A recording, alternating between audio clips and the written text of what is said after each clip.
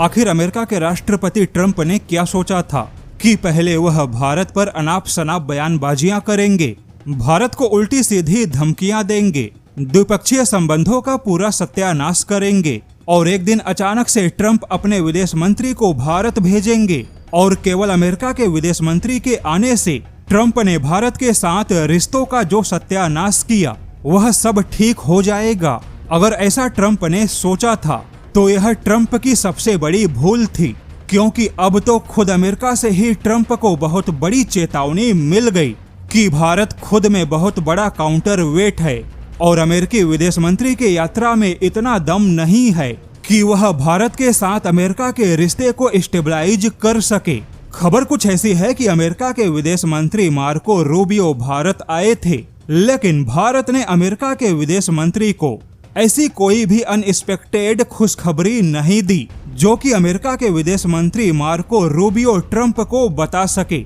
वहीं भारत ने प्रोटोकॉल के तहत केवल अच्छे द्विपक्षीय संबंधों का मैसेज दिया, लेकिन भारत ने यहां पर ट्रंप की कोई चापलूसी नहीं की। और अब तो न्यू अमेरिकन सिक्योरिटी ने अपने ताजा रिपोर्ट में कह दिया कि भारत पर अमेरिका इतनी बड़ी गलतियां कर चुका है कि खुद अमेरिका को भारत को खुश करना होगा। यानी ट्रंप व्हाइट हाउस में बैठकर यह ना सोचे कि भारत सामने से आकर अमेरिका को कोई खुशखबरी दे, उल्टे भारत के महत्व को देखते हुए खुद ट्रंप को यह कोशिश करनी होगी कि वह कोई ऐसी डील तैयार करे जो कि भारत के लिए फायदेमंद हो। वहीं भारत को हर हाल में छूट देना अमेरिका की प्राथमिकता में होना चाहिए, क्योंकि खुद न्यू अमेरिकन सिक्योरिटी ने दावा किया कि जब से ट्रंप अपने पिछले दिनों की चीन यात्रा से वापस लौटे हैं, तब से ट्रंप को यह पता चल चुका है कि चीन सही मायने में अमेरिका को भी दबा सकता है।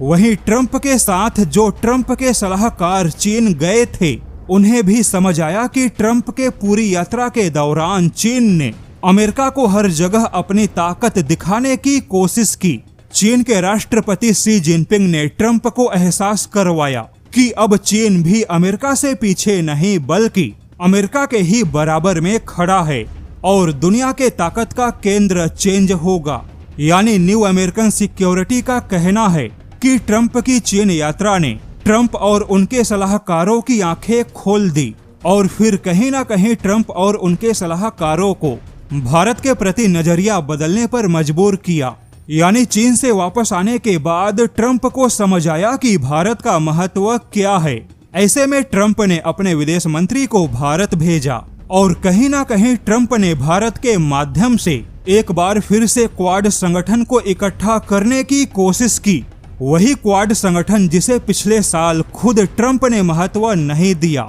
और न ही क्वाड की मुख्य बैठक हुई। हालांकि अमेरिकी थिंक टैंक ने एक चौंकाने वाली बात कही कि भले ही चीन से वापस लौटने के बाद ट्रंप को भारत का महत्व समझ आया हो, लेकिन ट्रंप की यह समझ कब तक बनी रहेगी इसके बारे में कहा नहीं जा सकता, क्योंकि ट्रंप के अनिश्चित व्यवहार के बारे में अंदाजा लगाना मुश्किल है। अब देखा जाए तो अमेरिका के विदेश मंत्री का भारत आना और पीएम मोदी को अमेरिका आने का न्योता देना भले ही सभी को सामान्य लगे, लेकिन असल में यह बदलाव अचानक इसलिए हुआ क्योंकि जब ट्रंप चीन की यात्रा करके वापस व्हाइट हाउस पहुंचे, तब व्हाइट हाउस में बैठे ट्रंप और उनके सलाहकारों को समझ आया कि चीन तो सच में न केवल काफी आगे निकल चुका है बल्कि काफी ताकतवर भी बन चुका है और अगर चीन के ताकत को संतुलित करना है तो भारत ही सबसे बड़ा काउंटर वेट साबित होगा।